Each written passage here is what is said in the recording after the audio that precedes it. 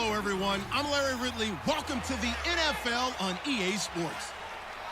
It may be hard to find a running lane today. The Colts have the best rush defense in the league, and they're going up against the Titans, who will try to avoid becoming one-dimensional.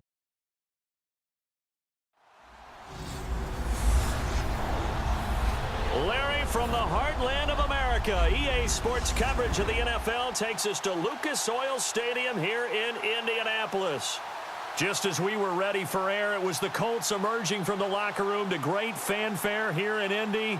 They're ready to go as the Colts get set to match up with the Tennessee Titans.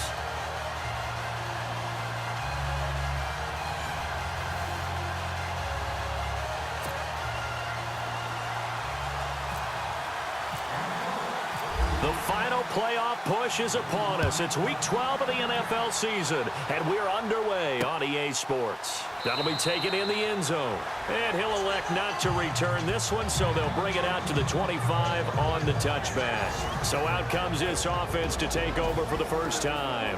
They'll be led out by their third-year QB out of Oregon, Marcus Mariota. And the numbers were not pretty. I mean, they don't look right. When you throw 2 interceptions, no touchdown passes, there's no way to really make that work.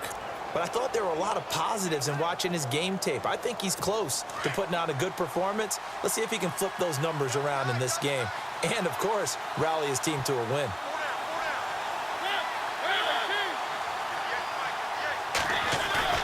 Now a play fake here on first down. And this one caught by Delanie Walker. And they get him down, but not before he takes it across the 40-yard line. Give him 16 yards there, a Tennessee first down. They've got good playmakers on the offensive side of the ball. I don't know what happened last week to really hurt their performance and hold down their production, but I would dare say that this week in practice, there's a lot of talk about how they're going to increase their proficiency. And that was a good start getting the playmakers involved. You mentioned that to me pregame. That's what they did there. Yeah, I think a lot of people think the coaching staff really gets on them, and that's how they motivate them. Most of these guys are self-motivated. They have a lot of pride in their performance. 2 yards on the carry there. It'll be second down. Offensive starters, here they are. And Delanie Walker, Charles, it's a guy that you and I said we wanted to discuss a bit. Yeah, and we should, because remember, he came out of college as a wide receiver, so he's one of the early guys to move from a wide receiver position to tight end and still run routes as if he were a wide receiver. An excellent target.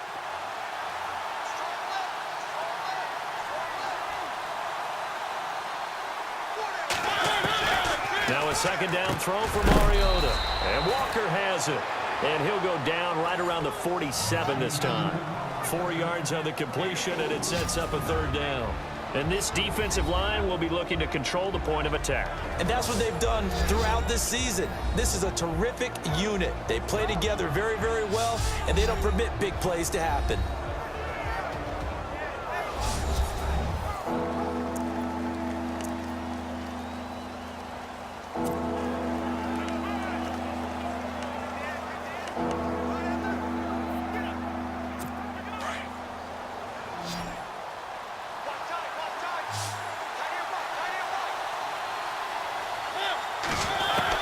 Mariota from the gun on third down. Toward the sideline, he will have the first down. Good catch. He was able to keep the feet in bounds. It's a pickup of 6 and good enough to move the chains. That throw's not going to get them a whole lot, but that really didn't matter, did it? They got what they needed on that throw. Picked up the first down, and I'm going cliche here. Game of inches, partner. Absolutely. Well, and you talked to me a lot about opening drives, how key those are to set the tone. You kept the drive alive. Third down conversion here is big. That's what they were aiming for. You want to keep moving the sticks, get into a rhythm, gain confidence as you go along. And right now, mission accomplished. How about the start throwing the football? 4 for 4 on this opening drive. Oh, he's slinging it. And oftentimes when you talk about slinging it, you're thinking about a guy throwing it all over the yard, not necessarily accurately. In this case, though, he's honing in on his targets, and he's delivering. Yeah, the opening script, however, they drew it up for this first drive, going to plan so far. And he'll be a little shy of the 25 here at the 26-yard line. We've seen quite a bit of the short passing game here early on first quarter, haven't we? We have, and I think it works a couple of ways for this team because, number one, you throw the short game until they stop it. And if they're not going to stop it, you keep throwing it, and occasionally you'll break a tackle and turn into a bigger gain. Also, if they start to creep up, start to pressure receivers, now you go over the top, take it deep, and now you get some of those big shots downfield. Not enough there for a first. No gain, as a matter of fact. And it leaves them at 3rd and 1.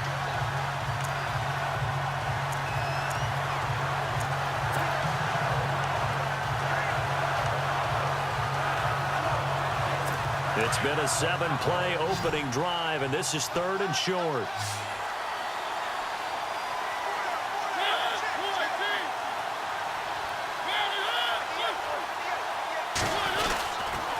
They'll run here. It's Murray. And he's going to go backward. They get him behind the line. That'll make it 4th down after a loss of 1. How many times do we hear from coaches getting north and south as a runner, especially in short yardage situations? I'd say 3rd and 1 counts. That didn't happen there. Instead, they went backwards.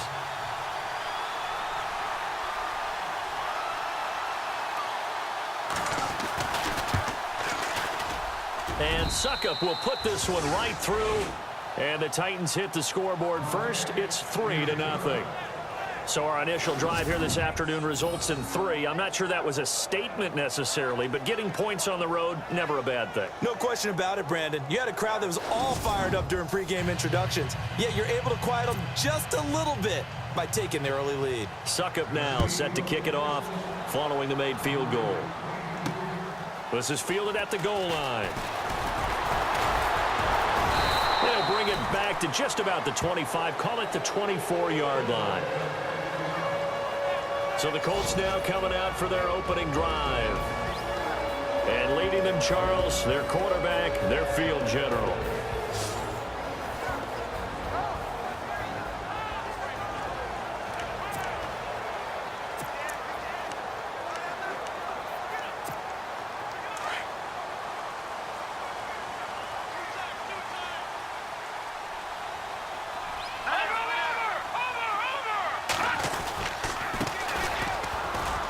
And he'll get this one up to the 26. Give him a couple on the carry there. 2nd and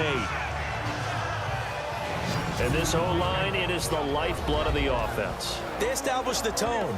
Mean, nasty, physical. They can't wait to get after people. That allows the rest of the offense to feel confident.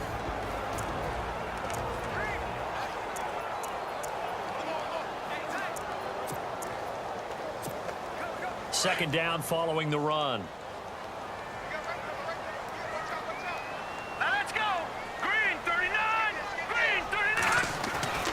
He'll look to throw. Over the middle, complete. It's Doyle. And he'll get it up near the 35, right at the 34 here. It's a 9-yard gain, and it keeps the drive moving. I do believe we'll see a little bit more of this as this game progresses, because when you can have that type of a gain in the middle of the defense, it hurts them in so many ways, because most teams like to be strong down the middle. And if you can sting them there, that opened things up for you on the outside as well. But that's where their big tight end, is so good, that middle third, the seam routes, the in routes. Yeah, you're right. Probably see more of that. Yeah, it takes a lot of courage and fortitude to go in the middle as well, and he's got it. And out of bounds on the other side of midfield at the 45. And a nice gain at 21 yards. His position, and he's listed as a tight end, but he certainly doesn't run like one, and that's what we're seeing more and more coming into the league. Those guys who can run, make plays after the catch, and gain that additional yardage. And using that speed there to turn it into a pretty nice little gain. All right, here we go. Green, 39. Now they try the right side here, and able to push forward for right around 3 yards down to the 42. The starting defense for the Titans. And the man in the spotlight for me for the Tennessee Titans defense is Jarrell Casey, their defensive tackle. Turning the Pro Bowl into a perennial visit, this guy knows how to get upfield, a penetrator, makes a lot of plays in the opposing backfield, and also is excellent in the community in the Nashville area. The Tennessee Titans Man of the Year.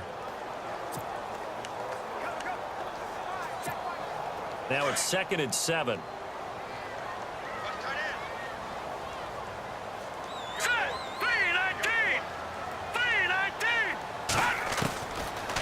the gun. They'll look to throw. He's going to flip one out here to his running back. And he'll be inside the 35 now at the 34-yard line.